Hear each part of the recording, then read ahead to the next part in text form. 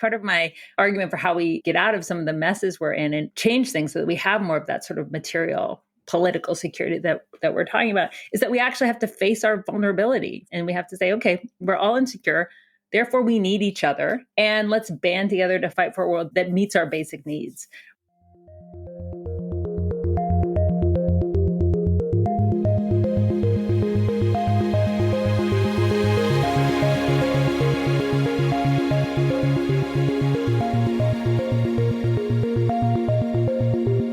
Hello and welcome to Tech Won't Save Us. I'm your host, Marx. And before we get to this week's guest, I just wanted to let you know about a little holiday giveaway that we're doing here on the show.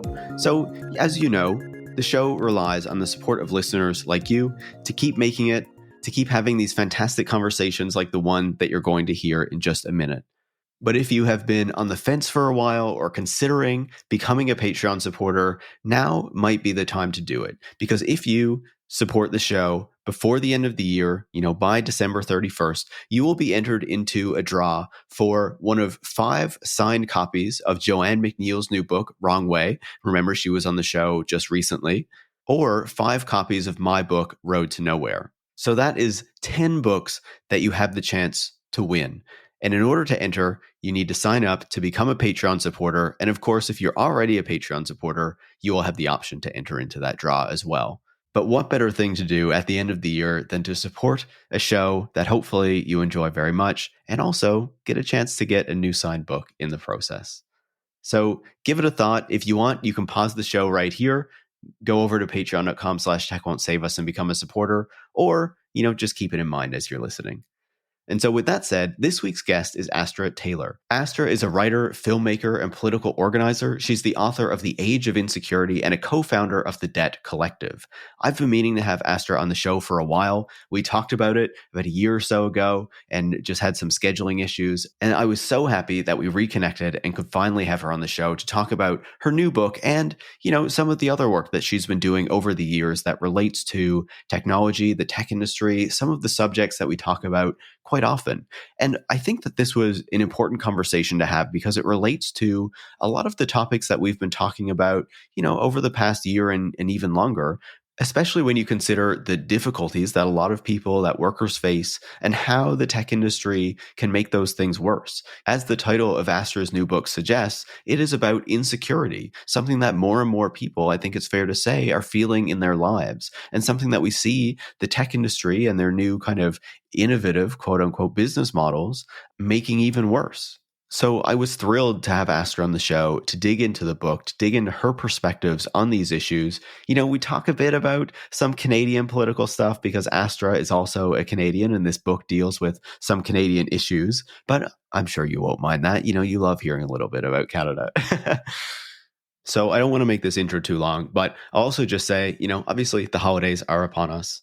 So whatever it is that you celebrate, I hope you have a really great time, are able to spend some time with friends or family. And thanks so much for the fantastic year. Tech Won't Save Us wouldn't be possible with all of your listens and support. And I think that 2023 has been really fantastic for the podcast. And of course, you're a big part of that. So thank you so much. With that said, if you enjoy this week's conversation, make sure to leave a 5-star review on the podcast platform of your choice. You can also share the show on social media or with any friends or colleagues who you think would learn from it. And if you want a chance at winning one of 5 signed copies of Joanne McNeil's Wrong Way, or one of 5 signed copies of my book, Road to Nowhere, while supporting all the work that goes into making the show possible, you can join supporters like Yuto in Tokyo, Keith in Cary, North Carolina, Mo from New York, and Peter in New Haven, Connecticut by going to patreon.com/techwon'tsave-us, where you can become a supporter as well. Thanks so much and enjoy this week's conversation. Astra, welcome to Tech Won't Save Us. I'm so happy to be here. I'm so excited to have you on the show. We talked about it in the past for a bit and then took a break, but then, you had this new book out based on, some massive lectures that you gave up here in Canada. And it was, I thought, the perfect opportunity to finally have you on the show and chat. So I'm happy to dive into that and I'm sure so much more. And so, let's start with the concept of these lectures and this book, which is really insecurity. Why was this the thing that really drove you? And why did you feel compelled to explore this, in much greater depth in these lectures? Yeah. I just want to say I'm so happy to be on your show. And it's true, we talked about it years ago. And, especially thanks for having me when this isn't an explicitly tech-focused book, though I chat about tech a little bit in it. The idea to write about insecurity actually was prompted from a conversation with Ben Tarnoff, who's one of the founding editors of Logic magazine. I'm probably someone who's familiar to your listeners, who was putting together an issue of the magazine with the theme of security. And so he called me up asking if I might want to write for it. And I just remember saying in response, well, what if I talk about the way that capitalism is actually an insecurity generating machine, the way capitalism actually needs insecurity as much as it needs inequality. And so I ended up writing a piece for Logic called The Insecurity Machine that had a very tech focus, because that was actually the raison d'etre of the magazine, right? As that article, wrapped up and went out into the world, I had this lingering sense that there was more to explore, and that it was a sort of framework that I could apply to other realms in addition to tech. So looking at, basic material conditions, from housing and healthcare to things like education to human psychology. I just felt like it was one of those pieces that could actually be expanded. And the opportunity presented it itself when I was invited to give this year's 2023 Massey lectures in Canada. The challenge was essentially, write a short-ish book in a matter of months so that they could have copies on hand. And then I got to deliver the 5 chapters or 5 lectures in 5 Canadian cities. And I did that in September. And so it was one of these concepts that kind of emerged out of, sort of 2 prompts or invitations. What I'm trying to show in the book is that insecurity is really central to the way that capitalism operates, and that we need to be rendered insecure in order to be exploitable.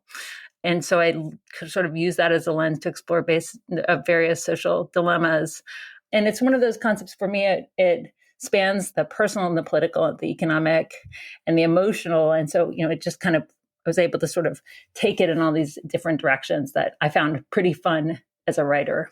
Yeah, and the book is fantastic. Like, as you say, it's not a totally kind of tech-focused book, but there's so much to delve into there. And, I found it really great as well, obviously being Canadian, but also knowing a whole lot about the States and writing about the States often, the kind of interplay that happens in the book and in that work between concepts in Canada and things happening in Canada and relating them to the United States as well. Like, I feel like I don't see so much of that. And, I'm sure because, you needed to relate it to a Canadian audience because you were up here. But I'm also hoping that, maybe Americans pick it up and learn a bit more about things happening up this side of the world as well. Yeah, it's my most Canadian book for sure. And that was, really actually part of the pleasure of writing it was knowing that I'd have these lecture stops where I'd literally be speaking to people in Whitehorse, in the Yukon Territory, or I'd speak to people in Halifax, and wanting to make it sort of resonant and relatable for those specific audiences, but also universal.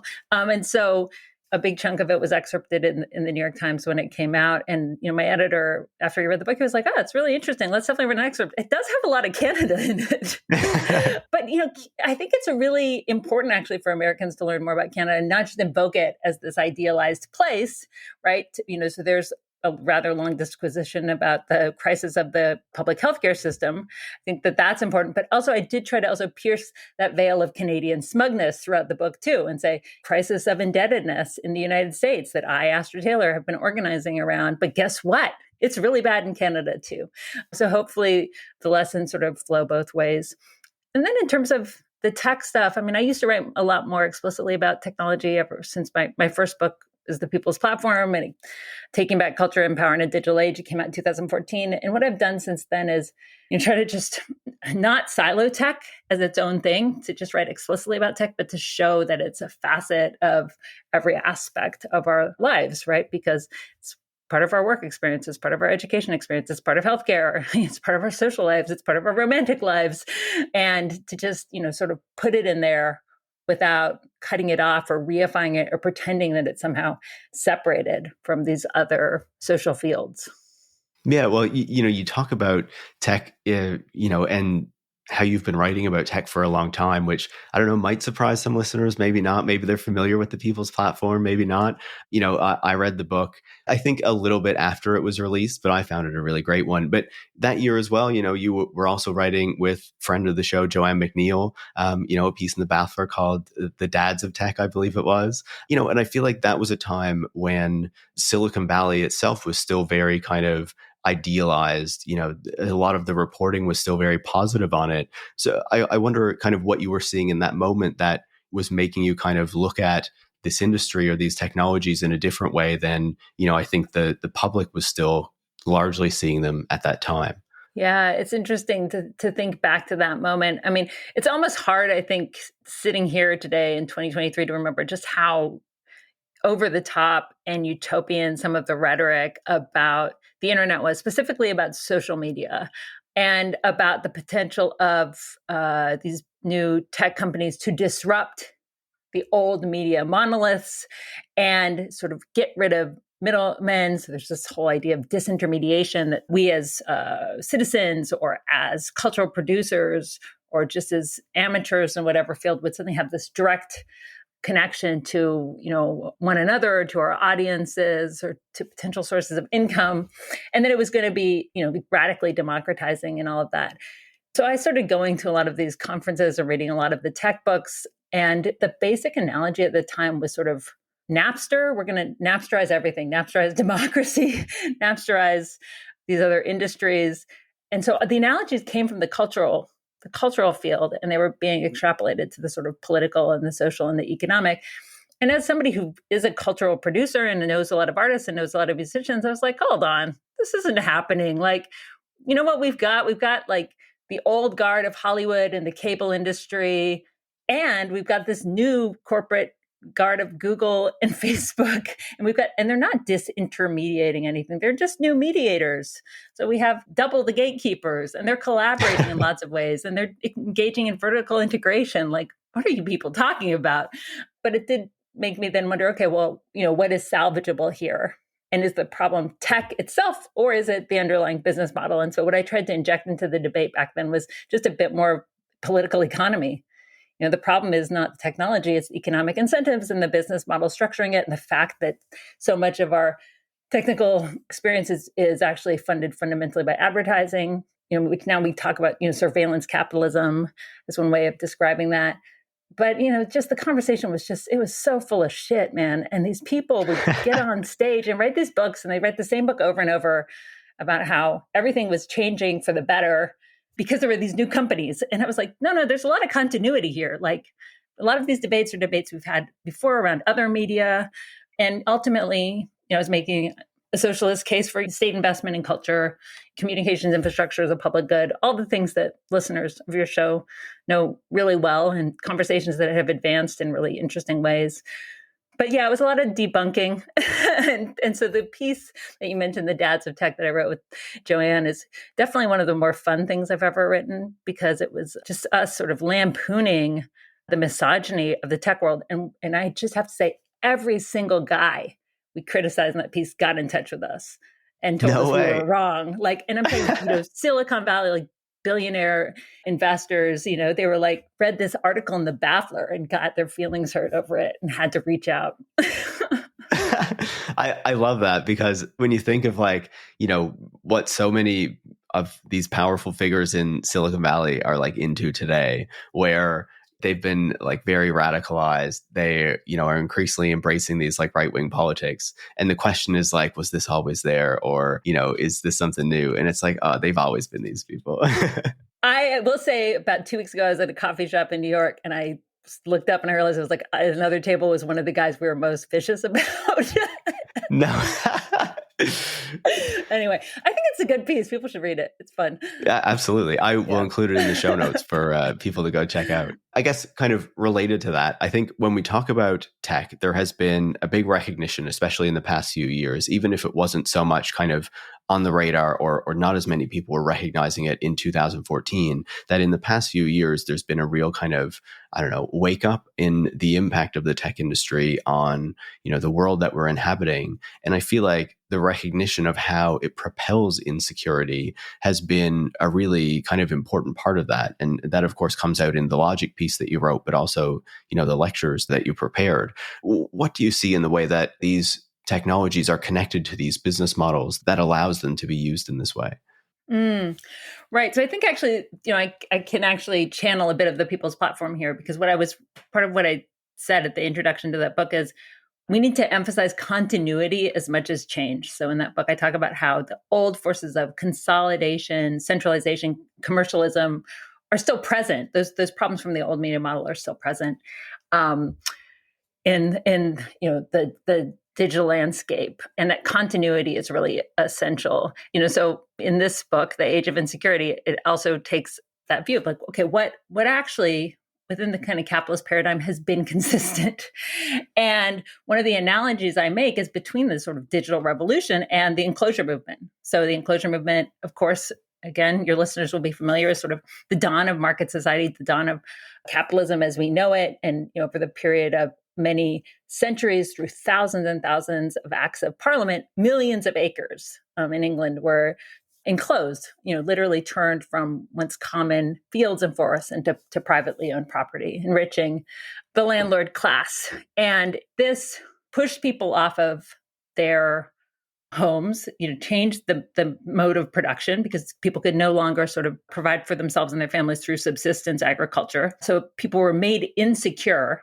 And as a result of that insecurity, had nothing but to sell but their labor. And this was really conscious. I mean, when you read the commentary from enclosures, they say this is their goal explicitly.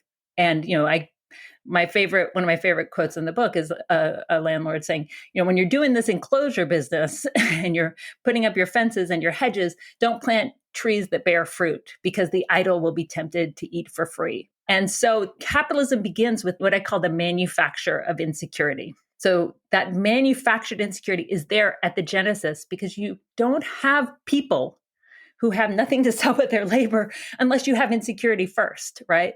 And so that displacement. And so what I say explicitly in the book is the enclosure movement, right? That privatization has been rebranded. It was rebranded as creative destruction in the 50s, and then it was rebranded as disruption, right? Disintermediation, these tech buzzwords that are really about keeping that engine of manufacturing insecurity going. And so now what enclosures have is just more digital tools in their arsenal. So workers can be tracked. Delivery workers, it's getting to be the holidays, thinking about all these people racing around delivering packages, but it's radiologists, it's white collar workers being tracked on their computers. I mean, these are the kinds of tools that these enclosures, they couldn't even have dreamed of them, right? But the continuity is essential. And I think this is part of the project of, not fetishizing tech, is to be like, okay, what's really new here? Like, yeah, it's old wine in a microchipped bottle, but let's get real. The goals are the same, and the power dynamics are actually, really familiar. And that helps us resist the kind of self-mythologizing the guys that Joanne and I attacked in our article, The Dads of Tech. I feel like what you're describing there, really speaks to how this industry and, I'm sure capitalism more generally benefits from us not understanding those histories, right? And not understanding the connection between what's happening now and what's happening then, and the real through lines that exist that show how these are not novel things, right? When we talk about how surveillance is being rolled out in the workplace, or, how employers are using technologies against workers to disempower them and devalue their labor, these things happen again and again. It's just like a new fresh coat of paint, a new fresh set of technologies that they're deploying, right? Yeah, and a lot of work is done to obscure that history. I think part of the reframing I'm doing in these lectures is to say insecurity really is at the center of this, because when some of us who rail on about the economy day and night, we tend to emphasize some of its pathological consequences, the concentration of wealth and power, just the obscenity that poverty exists in a world where there could be abundance. But I think this aspect of insecurity is really useful because it helps us understand, that it's not just the disparities. It's not just the fact that there are a couple of these billionaires, many of them tech billionaires, and people who are, struggling to stay housed or stay fed, but the fact that, even people who are kind of managing to get ahead a bit or quite a lot, feel like they can never rest. They feel perpetually insecure. And that is not an accident. Again, to go back to those enclosures, why did they not want those hedges to bear fruit? Because they had a theory of human motivation, which is like you have to keep people insecure to keep them, struggling, to keep them striving, to make them more controllable, to make them more efficient and pliable and docile workers. And that is also language that reverberates through the centuries into the present. Absolutely. I feel, you can look at what Elon Musk says about, workers in the United States being lazy and how Chinese workers work harder than him and how, people doing remote work aren't really doing work. These things stick around time and again, right? They just take a different form. Sometimes they're much more explicit and sound quite similar to what we were hearing long ago. Obviously the concept of insecurity is, one that people will have heard about. But if they think about, narratives that we've been hearing from the political left or just in political discourse in recent years, what they've probably heard people talk about much more is inequality, right? And the growing gulf that exists between the rich and the poor. How does talking about insecurity kind of reframe or change some of those debates? And how does it make us think about the problems that we face in a different way? I think talking about inequality is really essential. And it's been such a core theme of my political work as an organizer with the Debt Collective, which is a union for debtors that I helped found in the wake of Occupy Wall Street. And in my writing about technology, it's a big part of the People's Platform is that we're seeing, that these technologies that people are cheering as democratizing are actually accelerating the concentration of attention and money in the hands of the people who own the platforms that we use every day. Inequality is really key. It's also essential to my work on democracy. And inequality undermines the democratic project, the small d democratic project in big ways. But I think it needs to be supplemented with attention to insecurity. And that's because inequality gives us a snapshot in time. Inequality says, here are the gains captured by the 1%. Here's, how everybody else is suffering. Look at the various income differentials. Here's how deeply unequal this moment is. Insecurity, I argue in the book, actually, has two things that kind of supplement that. The first is insecurity actually always looks forward. It anticipates what's coming. And that's really important because as human beings, we live in time. And so I might be okay right now and go, gosh, I've got a fridge full of food. That's cool. And I actually have a place to live. But if I'm afraid I might lose my job, and so I won't have that fridge full of food, and I might not be able to renew my lease, then I'm going to be insecure. And that is an incredibly valid perspective for millions and millions of people right now. This is essential to the political debate that's playing out in the United States right now, where there are all these sort of economists who are like, but by these metrics, the economy is doing great. And I'm like, yeah, but in reality, people are like, my rent keeps going up. Like, I don't know if I'll be able to live in a year if I'm, take a look up from the spreadsheet. Yeah. Right. Like, and so I say even that any insecurity is how the points on the spreadsheet feel. And that's really important because one thing I've learned as an organizer is that economic issues are always emotional issues, right? Financial issues are always about your feelings. They try to tell us that these are separate realms and they're not. I think there needs to be a revolution of economic thought and behavioral economics. It does not cut it. This is not about nudges. This is really about affect with an A and fear. And the right knows this. The right taps into people's fears, taps into people's insecurity, taps into people's fear about losing status down the road, right? Losing position. About what Barbara Ehrenreich, who is one of my favorite writers, the recently passed away author, called the fear of falling, which is something she said, really plagued the American professional middle class. And so insecurity, I think, is a really useful supplement. And again, it is a heuristic that can help us understand people at different gradients of that inequality graph. Because, in the United States today, a simple medical emergency can push a middle class family into homelessness, right? Medical debt is the leading cause of foreclosure. But even in a place like Canada, where there is a more robust social safety net, but a tattered one, people are increasingly anxious, especially because of the cost of housing or the cost of groceries or the fact that they don't necessarily trust what remains of the welfare state will be there, when they're older and in need of more support. So I think it's something, that can help us understand the world and people's emotions better. And that can help us be better organizers, because ultimately that is what I'm about. It's like, how do we not just diagnose the problem, but organize people to solve it?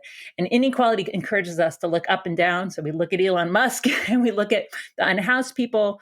And that's really important. I mean, it's sick that we live in a world where that gulf exists. But I think insecurity can help us look sideways too and be like, okay, we're not exactly the same, but you're afraid about what's coming down the pike, and so am I. And maybe we could build some solidarity together. You talk about how it causes you to look forward, right, to what is coming. But I guess part of the book as well is, looking back to how we got to the point we are today. And, you talked about how manufacturing insecurity is really key to the capitalist project. But it feels like we used to be largely in a period where there was a bit more security. The welfare state was more secure, and there were kind of more protections for people when they did fall down. And that had to be really destroyed in order for us to get to this point where we do feel such great insecurity in the present, I guess. Yeah, it's true. I mean, the one thing I am trying to do with this book is also rethink what security is. And security is a word that I don't necessarily love. It's a little tainted. And I think that's very much, for me, related to the fact that I sort of came of age politically under the shadow of 9/11, where there was suddenly a lot of talk of national security and homeland security. And, it's not a word that the left really talks about that much these days. It's a word more often invoked by the right. And, to me, it conjures a lot of negative things, policing, militarization, border patrols, and all of that. Nevertheless, I think material security, the security of the welfare state, that kind of security is really important. And it's important for left-wing people to talk about security in that register and to acknowledge how important it is to people. And so, I mean, the way we structure our economy under capitalism can make us more secure or less so. And obviously, there's lots of problems with the mid-20th century welfare state, but it was a really important intervention. I mean, a really critical one. And one thing I learned that I wasn't aware of that sort of, is something I sprinkle in there is that during the construction of that welfare state, and this is true in Canada and in the US, talking about insecurity and security was really, really key. That's how the architects of the welfare state and how the movements, the labor movements demanding the construction of that welfare state, framed their intervention. They said, insecurity is a plague on people in this world where we could live better. FDR went on and on about security. Obviously we call the most famous sort of, welfare program that we know of, it's Social Security. And it's a product of that history. It's more sort of evidence that actually it's something that speaks to people, right? That folks were less mobilized by, implications of inequality in the moment than insecurity, because they had just lost everything in the Great Depression. They had just experienced a devastating world war. They felt this uncertainty that events beyond their control could bring, and the havoc that could be wrought on their families. And so they wanted security, they wanted stability, they wanted that ability to look forward. So I think material security is, really essential. And what I try to explore in the lectures a bit too is then, okay, but what does that do for us on that emotional level? And I look at a lot of empirical data and studies that have shown that when people have that baseline of material security, it increases tolerance, open-mindedness, that it is positive, again, for small d democracy, in that it makes people sort of less prone to anti-immigrant sentiment, sort of authoritarian appeals. And so there's all these sort of personal and political benefits that come from the public provision of security. And I think that's really important for us to emphasize in this moment, when authoritarian is on the rise again. Absolutely. And it also kind of makes it very clear or really draws my attention to how the tech industry and, the people in charge of it have used that insecurity against people, right? If you think about in the aftermath of, 2008, 2009, kind of, the really difficult period that people experienced then, how many people lost their homes, lost their jobs. And then, of course, you had the tech industry coming in and saying, we're empowering you, we're giving you freedom by carving your work out of employment protections and all this kind of stuff through the gig economy, right? And how they have been able to do that time and again by using the supposed possibility of technology for empowerment to actually disempower and make people more insecure, I guess. Yeah. I mean, one of the big ironies of corporate America, right, is that they go on and on about entrepreneurial risk taking, but they're always foisting that on the workers, whether that is by, actively undermining the welfare state or through creating gig economy conditions, or whatever, a few decades before it was just moving towards using, contractors and things like offshoring, right? But meanwhile, the sort of corporate bottom line is insulated from risk, and we saw that in 2020 at the start of the COVID pandemic when there's just massive intervention in the economy, much of it going to subsidize corporate America. So yeah, that is definitely one of the dynamics that I'm pointing to here. The other thing is that their argument, maybe we could call it their ideology, again, goes back to that question of motivation, right? So they actually say that by repealing that social safety net, right, by creating a dynamic, disrupted economy where, we're all entrepreneurs of the self, right? We're all little LLCs on our own competing with each other, that we're being the best we can be, right? Because if we were to invest in public provision, in a robust welfare state, in material security, they say, then people will get lazy, right? Then people will shirk.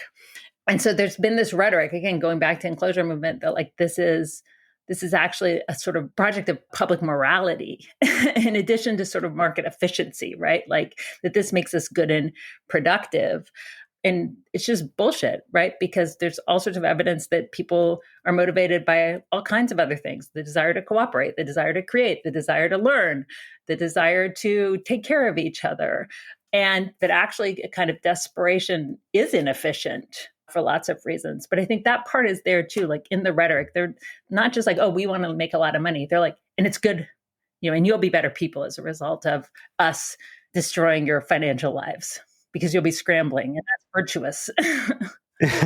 Yeah. And, it makes me think of like the general narrative of Silicon Valley around work, right? That you need to work long hours and you need to be willing to like give yourself to the job and, not have much of a personal life because otherwise, you're not going to get ahead, in the kind of the meritocratic narratives that they have. But, as you wrote about, many years ago, the people who tend to succeed in this industry are, the people who already have kind of a leg up, right?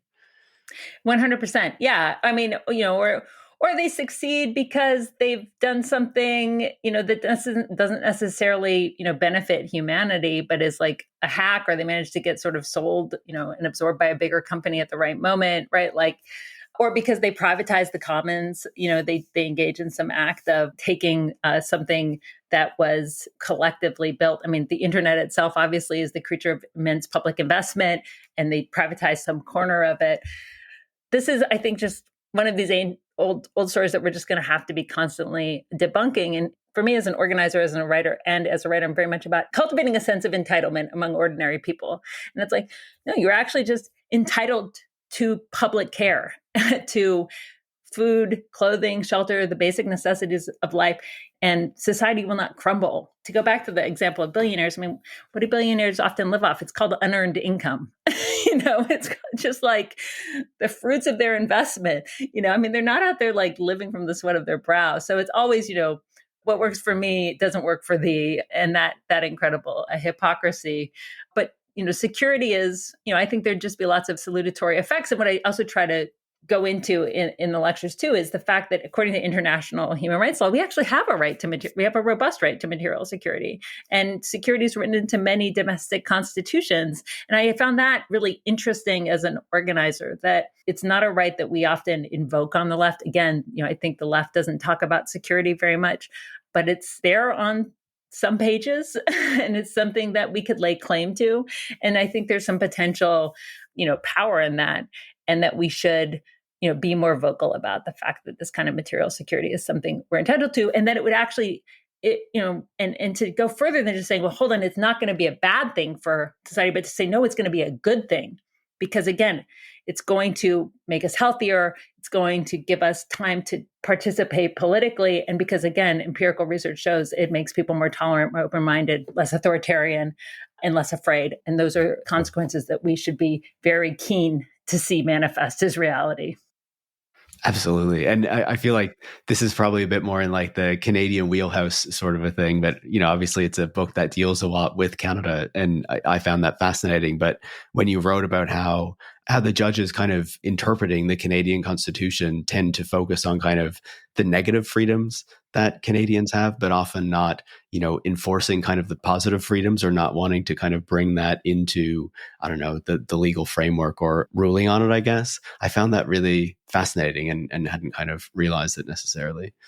Yeah, I mean, I got really into Canadian constitutional law. And, one of the cool things about, right? I mean, it's the cool thing about podcasting too, right? Is you have this excuse to like contact people and be like, hey, do you want to chat for an hour? And I'll just pick your brain and learn from you. But again, this right to security is found in many domestic constitutions. It's very explicit in the Canadian Charter of Rights and Freedoms. And it is directly inspired by the UN Declaration of Human Rights, which the lead author of which was actually a socialist Canadian, this guy, John Humphrey, who is a character I'm very fond of. So he was an instrumental player in helping to, in sort of the left-wing social movements to help construct the Canadian welfare state. Then he goes and he's a very progressive influence on the United Declaration of Human Rights, very inspired by Latin American socialist countries and by the Canadian example. And he makes sure that woven into the Universal Declaration are positive and negative rights, meaning so the right to be protected from a tyrannical state, but also the right to the things we need to survive. So, the right to have a speedy trial, right? To not be illegally detained. Those are these kind of negative rights, to even to free speech, right? To not have your speech be censored. What we might think of as civil liberties. But then the right to housing, healthcare, a labor union, right? Well-remunerated work, security in old age and in disability. Those are the positive rights. And those are positive rights to security specifically. Fast forward to the early 80s, the Canadian Charter of Rights and Freedoms, and there's Section 7 of the Charter, and it says that Canadians have right to security of the person, is the way it's phrased. And there's an ongoing, really interesting legal debate over what the hell that means, because it's not like laws are ever just self-evident. They're also the terrain of political struggle, right? There have been justices and lots of lawyers and lots of activists saying this means a robust positive right to security, like right to housing, right to welfare benefits, right to healthcare. And because those are actually rights Canadians do not have. Americans like to think of Canada as the land of the welfare state, very romanticized. And it does have a more robust welfare state and tradition of welfarism. But Canadians as people have a right to remarkably little in that positive sense, unless we can manage to wrest the Section 7 right and imbue it with a kind of deeper meaning. And again, we have, this isn't a pie in the sky or like ridiculous interpretation. This is an interpretation a lot of legal scholars and justices agree with, but it just goes against the market grain of our society at the moment. And so I wanted to take some time in the talks and talk about some of the litigation that has tried to push the envelope and say, a right to security should mean a right to healthcare. It should mean a right to housing. So over the years, for example, activists and literally activist lawyers have managed to get the right to security to mean the right to be in a tent if there are no shelter beds available, right? So they've pushed it to mean that, but they haven't quite pushed it to the point where it means the right to housing. Youth climate litigants, right? So these kids who are suing governments around the world have been engaging in some interesting legal arguments saying that a Section 7 right to security should mean the right to a habitable environment. What is security if the climate is on fire? And they're making really interesting inroads too. I mean, they haven't won, but in one recent decision, a judge said like, hey, they're making some credible points here, right? Just enough, they gave them kind of grounds for an appeal. I think it's really important to kind of always have your eye on, well, what are the struggles trying to make real these ideas you're promoting? And when you look, there's actually quite a lot of inspiring stuff happening. But I think this is, I just think it's like, yeah, we should be like, we have a freaking right to security, and that means the welfare state, but also this larger context, I think, of the environment is also really important. But it's something that a lot of Canadians don't know about, don't think about, and certainly you don't, a lot of us aren't thinking about the Declaration of Human Rights. But that's the thing with rights, like they're on the page, but we have to fight to make them real. That's just how it always goes. Absolutely. Yeah. I feel like one of the reasons that it really stood out to me is because, I feel like in Canada, if you're kind of aware of it, people look to the Canadian Charter of Rights and Freedoms and say, like, this has had a really positive impact in getting kind of our courts and our Supreme Courts to make decisions that have been positive, that have maybe pushed the actual political system and our governments to do things that they otherwise wouldn't have. In contrast to, I think, how many people often see the US Supreme Court as this kind of conservative, kind of backward influence, especially under the current judges that are there. So I felt like it kind of added some nuance to that discussion, I guess.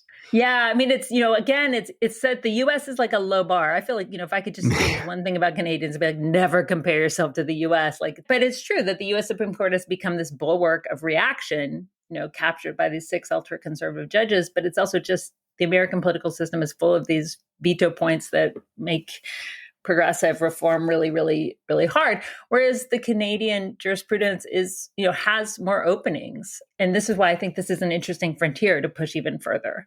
In contrast to the sort of originalist, which is bullshit in the US, right? I mean, it's not an originalist interpretation, but this idea that this fantasy that we should hew to what the wise founding fathers thought about everything.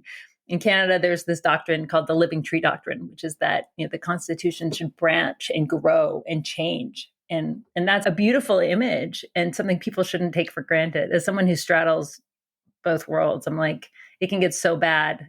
Like, grow that tree, Yeah, absolutely. I feel like somewhat related to this is a discussion that you have in the book around insurance, right? And I feel like when we think about insurance today, it's often like, this thing that I have to spend money on that, costs way too much and doesn't deliver nearly the benefits that I think I should receive from it.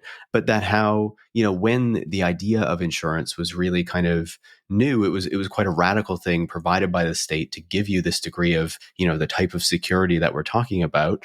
Can you talk to us a bit about kind of, I don't know, the origins of that and how it's been transformed and whether it can be taken back? Yeah. So, you have to write 5 chapters for this because there's 5 lectures. And when I got to the 5th lecture, I was like, okay, well, what am I going to write about? And I had this one idea that I've been wanting to write for so long about insurance. It's really fascinating, I think. But I just feel like even saying that sounds so boring. Like, I felt like this is risky, going to get up and give a lecture to 1,000 people and be like, hello, people, I'm talking about insurance today. Precisely because it has such a bad connotation, right? I mean, I was just picking out what horrible online marketplace insurance plan I want for 2024. And I don't want it. It's terrible. The deductible is like $9,000. Like, it's a nightmare. But the word insurance once had a really radical ring. In the early 1900s and late 1800s, as people started to fight for workers' compensation and programs and other schemes. I mean, the idea of social insurance was transformative. It's the idea of pooling risk as a society. It, really at the heart of the question of insurance is, what is risk? How do we and how do we share it? Who is culpable? Or is nobody culpable? And before social insurance didn't really begin with these worker compensation schemes, and it was always the worker's fault because the bosses had all the power, right? So if something went wrong, it was on the employee. And there were these societies where workers attempted to pool risk and take care of each other, take care of widows, take care of families that had fallen on hard times. But ultimately saying what you have to do before this can become a public program is actually reconceptualize risk, reconceptualize accidents as something that just happens, that is sort of statistically unavoidable. It's not really on the shoulders of one individual person. And then only when you kind of have that paradigm shift of saying, actually, this isn't really, one person and their punishment. This is just inevitable when you have industrial production. Bad stuff is going to happen. We should try to mitigate against it, but also we should protect those, who fall or wound themselves or something like that. Only then can you start implementing these programs. And so this idea of pooling risk is really powerful. And it relates to insecurity because at the heart of that is like, yeah, we're all insecure. We could all be the person who falls, who cuts themselves, who is in a car accident, who gets an illness. And so let's take care of each other. Let's create these insurance programs. And so I think there's just something, really sort of poignant in that image. And we forget, we're so acclimated to conceiving of risk in that way as something kind of impersonal that I don't think we appreciate necessarily what a leap it was and how much work went into starting those programs. But then, of course, prevention is a better approach. And there are all sorts of ways to prevent workplace accidents by, safety measures, by not overworking people, by not rushing them, maybe by using like digital trackers or whatever it is that's like causing people to feel harried. We can prevent a whole lot of climate disasters by reining in fossil fuels. That's something I write about at length in that chapter too, is just the paradoxical role of the modern insurance industry in climate change. So, altogether, the insurance sector is enormous. They are sitting on trillions of dollars of assets. These are assets that they hold ostensibly to pay out claims. But guess what? A lot of it is invested in fossil fuel infrastructure. So they are paradoxically literally invested in the things that they're going to be paying more claims on down the road. That right there is a parable about the pathology of treating insurance as a private good instead of as a commons or as a public good, which is, one of the core things at the heart of that chapter is like, is risk something that that is privatized, or is it something that we approach communally? Yeah, I thought it was just another one of those really good illustrations of kind of how much things have been eroded over such a long period of time, right? That we see insurance, which is this thing that should be about providing us security, as just another way to kind of rip us off and take money out of our pockets and stuff like that, right? Yeah, well, we see it that way because that's what it is a lot of the time. Yeah, totally. Yeah, it's like that perception's not wrong, but if we are stuck in it and we go like, ugh, insurance, I fucking hate my insurers, then we're actually not thinking about what it would mean to pool risk in a socially productive and caring way. In that chapter, I try to bring it to life by telling the story of Kafka, the novelist, who we all know as a brilliant writer and artist. And he was, but during his lifetime, he was mostly known as an industrial reformer. And he was really appreciated as such because he, basically worked as a kind of cog in the machine of the Workmen's Comp's Office of Bohemia or something. It was like one of the early workers' compensation programs. And his mission at the job was to stand up for workers as much as he could. And he wrote all of these very, very dull but detailed papers about the mistreatment of workers and how the working conditions precipitated the accidents. He even designed machinery that would protect workers' hands more than the machines that were being used. So he actually did some work that scholars say actually, saved lives during his day. And as much as, he's sort of famous for having hated his job, right? When we think of Kafka, we're like, oh yeah, he hated his job and he just wanted to be alone to write. But he actually was really fascinated by insurance because he saw the social implications and cared about them. He just he was just up against the monolith. He was up against bosses that were basically determined to blame the worker at all costs, and by a state that, was deeply resistant to the idea of standing up for poor people. So Kafka's a fascinating guy for sure, but his interest in an investment in social insurance, just it endears me to him all the more. Yeah, it was one of those stories that really fascinated me when I was reading the book. One of many. I want to pivot back to something that we were talking about earlier. Obviously you brought up the People's Platform, and we were talking about technology.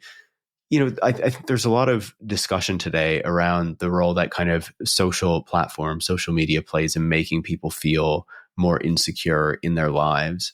I wonder how you reflect on kind of the impact that has had on people. That's a big question. I'm curious what you think, because I feel like you're more in the discussions and probably in the data than I am right now. I quote some studies in passing in the book about detrimental effects of social media, particularly on young people and on old people, on younger people's self-esteem, just how quick these platforms are to show them, harmful content. Literally content that is encouraging self-starvation and self-harm and even suicide. And then older folks who are often pushed down these sort of conspiratorial wormholes who seem to lack the skills to decipher, sort of what's credible information from what's a scam. I mean, there's no doubt that these social media platforms, the part of their business model is, assaulting our self-esteem. But again, that's not new. Like that's what advertising has been doing for decades. And so I think here, this lens of continuity is really helpful. And this is why going back to 2011, 12, 13, when I was writing the People's Platform, why I was like, really think that we're going to have a revolution here when the business model of these platforms is advertising, because like by design, an ad assaults your self-esteem or makes you feel like you lack something, right? And, I say in the opening lecture of this book, no advertisement will ever tell you that you're okay and that it's the world that needs changing. No, it's always going to tell you that, you're not enough, or to stay cool, you got to buy this, or to stay young, you have to take this pill or whatever. I mean, it's banal to say it, but also they wouldn't spend literally like trillions of dollars a year on this shit if it didn't kind of work. Like it doesn't work. It's not a science, right? And we can all laugh at the bad ads we get and how inappropriate they are. But bring me a person who hasn't bought something that they were targeted by. Like, show me someone. Oh, totally. I'm sure it happens all the time, right? This is where I think, I'm not ahead of the curve of the conversation on this front. I think it's worrying. And I see it myself. I see, my own attention span, kind of diminishing, my addiction to my devices increasing, despite my awareness of it, and again, this is what progressive tech critics have been saying this whole time. It's like, yeah, these are addictive by design. Like it shouldn't be just up to us to impose our habits of self-control and our digital Sabbaths and things like that. In the section where I am talking about social media and its effects on people's psychology and self-esteem, part of what's maddening about these dynamics is like the more damaged people are by these devices and these platforms, or just by consumer culture in general, the more a market opens up to ostensibly like solve these problems, right? And so this is, into this gaping hole of despair, flows the wellness industry, or, self-care or self-help, which is like promises people some solace. And, so that's one of the ingenious things about capitalism, right? Harms create new markets. And so actually, I never read self-help books, but I read a few writing this book because I was like, I'm talking about insecurity and psychology and people's feelings.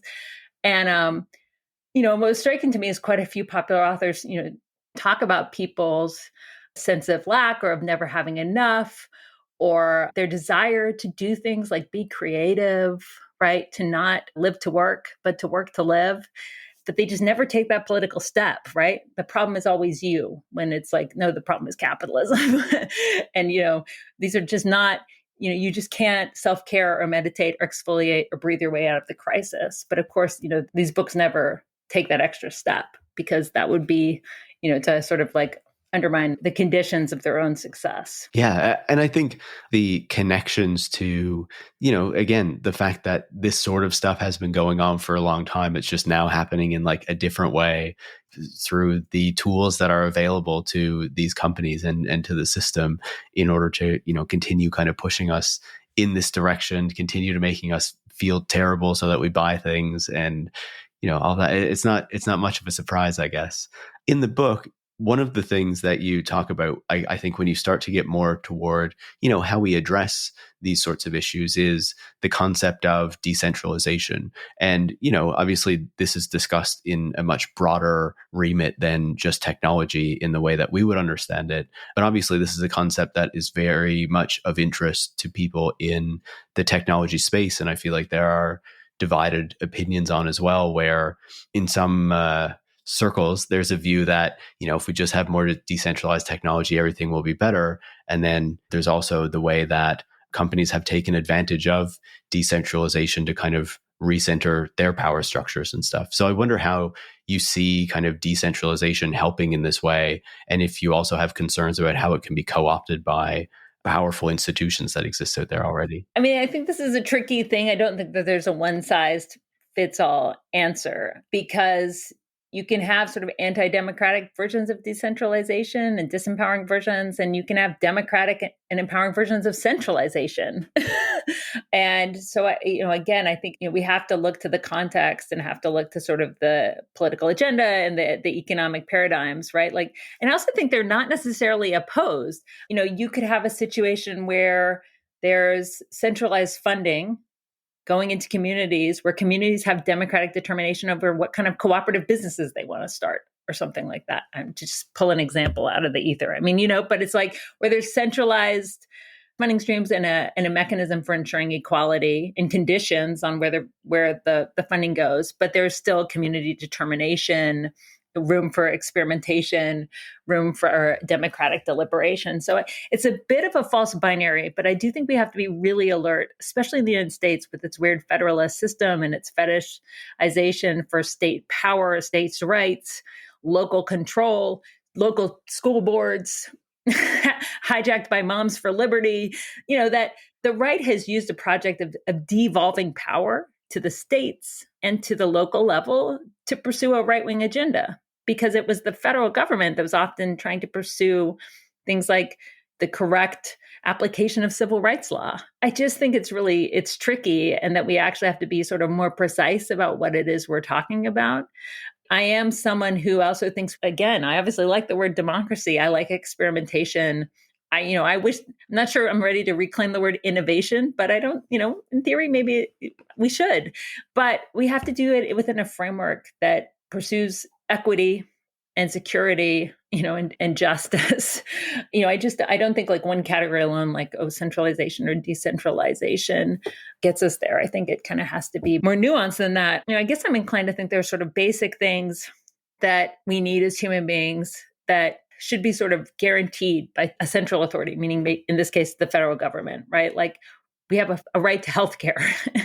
Now, but I don't think that's irreconcilable with some level of community control, right? Or for example, you have public healthcare and you obviously have healthcare workers. Like, shouldn't doctors in the community have some say in how a local hospital is run?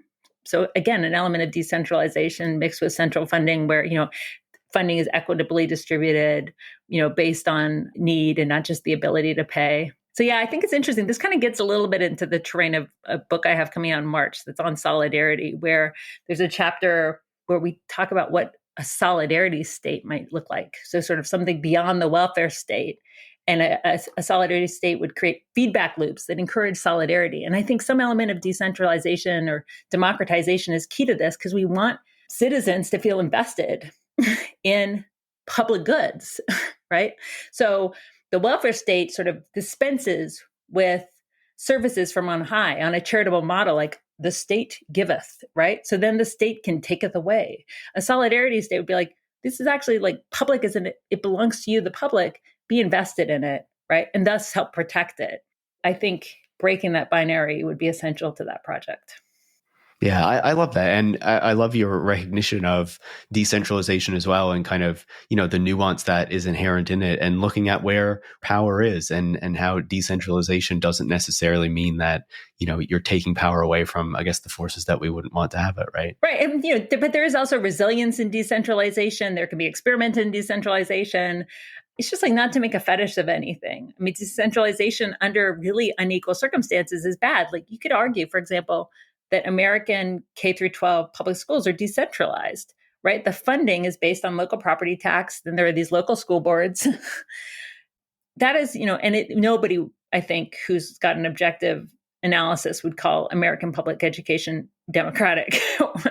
And to me, it could use a lot more centralization. We should equalize funding per student. Yeah, I'd like to see some controls implemented there. I don't know. So I think it's one of those debates that I think it just needs to be much more context dependent and example dependent. Like, what are we talking about?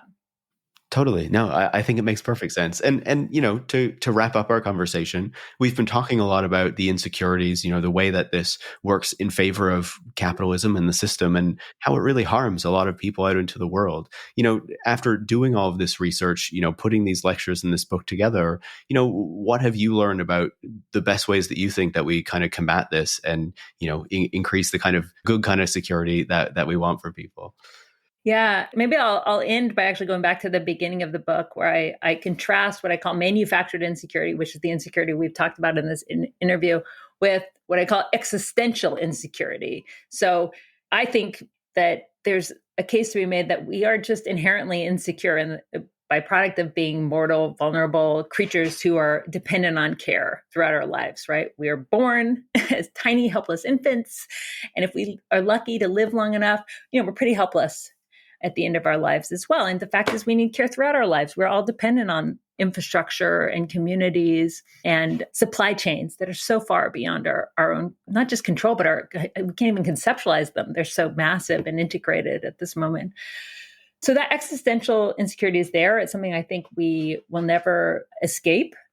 And, the manufactured insecurity is kind of layered on top of it. That I think we can mitigate and reduce to a dramatic degree. So part of my exit, I guess, part of my argument for how we get out of some of the messes we're in and change things so that we have more of that sort of material political security that we're talking about is that we actually have to face our vulnerability. And we have to say, okay, we're all insecure. Therefore, we need each other. And let's band together to fight for a world that meets our basic needs. And at the heart of the word insecurity, and also the word security, is etymologically, if you go back to the Latin, is the word cura, which actually means care. And so I think that recognition, we're all insecure, we all need care, can be the kind of basis for politics of a kind of politics of solidarity, right? A recognition that we're interdependent, that we, again, are mutually vulnerable, and a kind of basis for this reimagining of what security can be. Security as not just something that is defensive, militaristic, market-driven, but that is collaborative and caring and sustainable. Ultimately, those are just nice words, but we need to fucking organize to do it, which is, another big theme of the book. I mean, I learned a lot writing the book, right? I learned about Canadian legal systems, and I learned about the enclosure movement, and I learned about Kafka, and I learned about all this stuff. But when I was actually out on the road giving the lectures, give the lecture, and then there would be like a 45-minute Q&A. And every Q&A was just like, what do we do?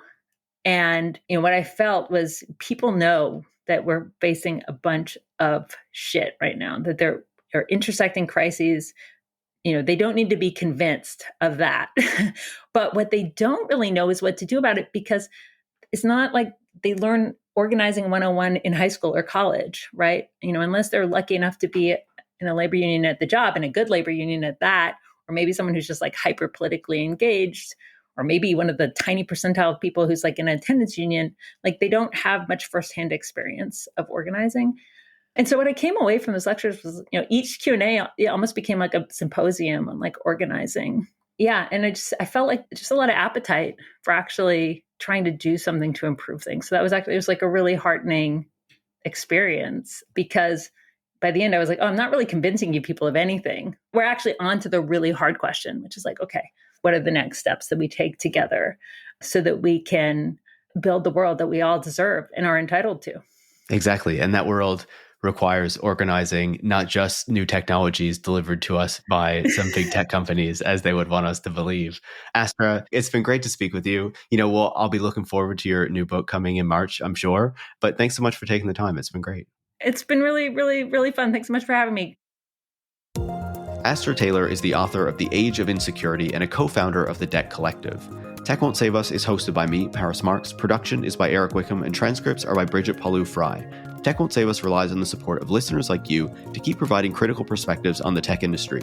You can join hundreds of other supporters by going to patreon.com/techwon'tsave us and making a pledge of your own. Thanks for listening, and make sure to come back next week.